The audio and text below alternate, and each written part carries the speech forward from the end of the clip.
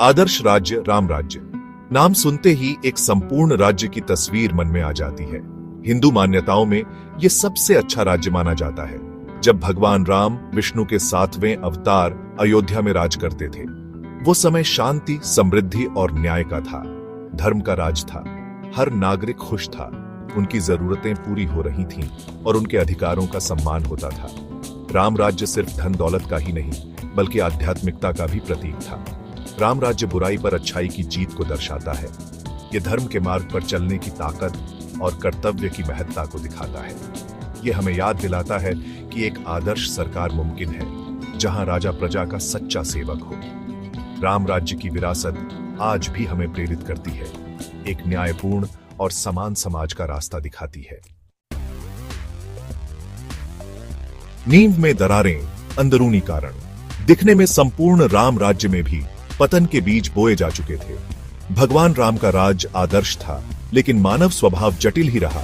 शंभूक, एक शूद्र जो तपस्या कर रहा था, उसकी कहानी ये दिखाती है।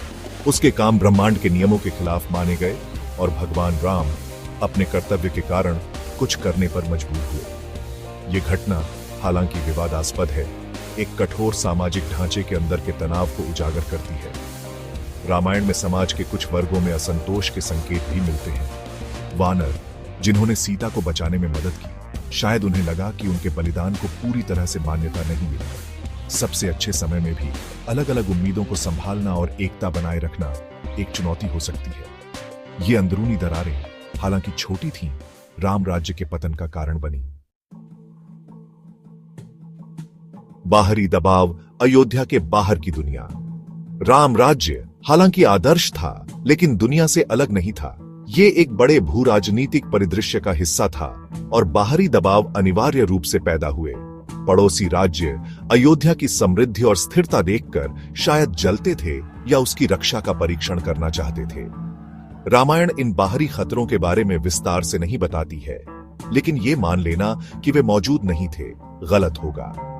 राक्षसी ताकतों, रावण की सेना के अवशेषों या अन्य दुष्ट शक्तियों का खतरा हमेशा बना रहता था। ऐसी ताकतों के खिलाफ हमेशा सतर्क रहने के लिए संसाधनों और जनशक्ति की भारी आवश्यकता होती थी।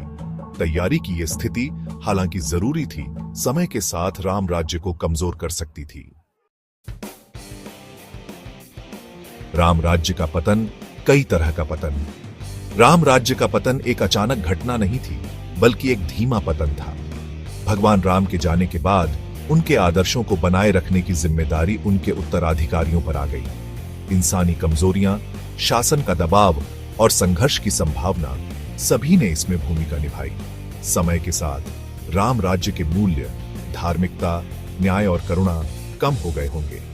भ्रष्टाचार व्यवस्था में आ गया होगा, असमानता बढ़ गई होगी। समाज का ढांचा जो कभी इतना मजबूत था, कमजोर हो गया होगा, जिससे असंतोष और अशांति फैली होगी। राम राज्य का पतन एक चेतावनी है, जो हमें याद दिलाता है कि सबसे आदर्श समाज भी पतन से अछूते नहीं है। राम राज्य और आधुनिक दुनिया, एक दूर का सपना। सवाल उठता है, क्या हम 21वीं सदी में राम राज्य को फिर से बना सकते हैं? आज की दुनिया प्राचीन भारत से बहुत अलग है। हम एक वैश्वीकृत, आपस में जुड़ी, जटिल दुनिया में रहते हैं। जलवायु परिवर्तन, आर्थिक असमानता और भू राजनीतिक तनाव जैसी चुनौतियां रामायण की दुनिया के लिए अनजानी थी।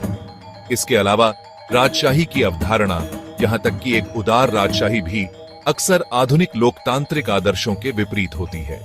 प्राचीन भारत की कठोर सामाजिक संरचनाएं, जबकि व्यवस्था प्रदान करती थीं, समानता और समावेशिता के लिए प्रयास करने वाली दुनिया में अस्वीकार्य होंगी। जबकि एक आदर्श समाज का सपना एक शक्तिशाली प्रेरक बना हुआ है, आधुनिक दुनिया में इसे प्राप्त करने का मार्ग जटिलताओं से भरा है।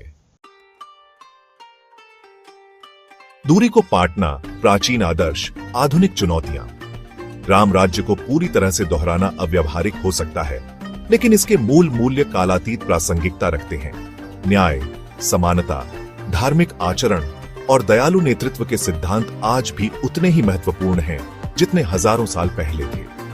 आधुनिक समाज नैतिक नेतृत्व को बढ़ावा देकर, सामाजिक न्याय को बढ़ावा देकर और सभी नागरिकों के कल्याण को सुनिश्चित करके राम राज्य से प्रेरणा ले सकता है।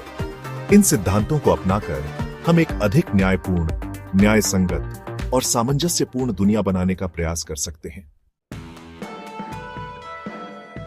नेतृत्व में सबक, राम की स्थायी विरासत। भगवान राम का शासन नेतृत्व में अमूल्य सबक प्रदान करता है। वह केवल एक राजा नहीं थे, बल्कि धर्म के अवतार थे, एक निस्वार्थ नेता जिन्होंने अपनी प्रजा की जरूरतों को अपने से ऊपर रखा।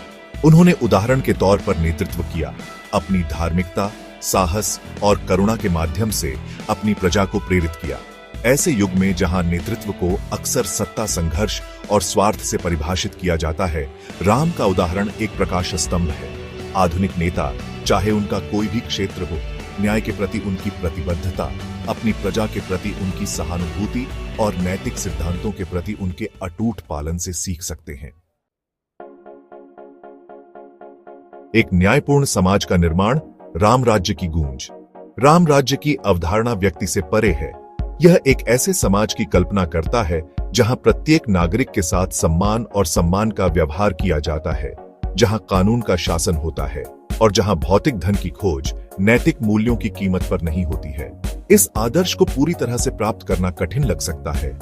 हम इसकी ओर वृद्धिशील कदम उठा सकते हैं। सभी के लिए शिक्षा, स्वास्थ्य सेवा और आर्थिक अवसरों को बढ़ावा देकर, लोकतांत्रिक संस्थानों को मजबूत करके और सहिष्णुता और पारस्परिक सम्मान की संस्कृति को बढ़ावा देकर हम एक ऐसा समाज बना सकते हैं जो राम राज्य की भावना का प्रतीक हो।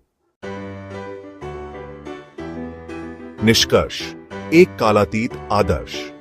राम राज्य, हालांकि प्राचीन पौराणिक कथाओं में निहित है, आधुनिक दुनिया के लिए गहरा प्रासंगिकता रखता है। इसे हूबहू दोहराना असंभव हो सकता है, लेकिन इसके न्याय, समानता और धार्मिकता के मूल मूल्य कालातीत हैं। इन सिद्धांतों को अपनाकर, नैतिक नेतृत्व को बढ़ावा देकर और एक अधिक न्यायपूर्ण और न्याय संगत समाज के लिए प्रयास करके हम अपने समय में राम राज्य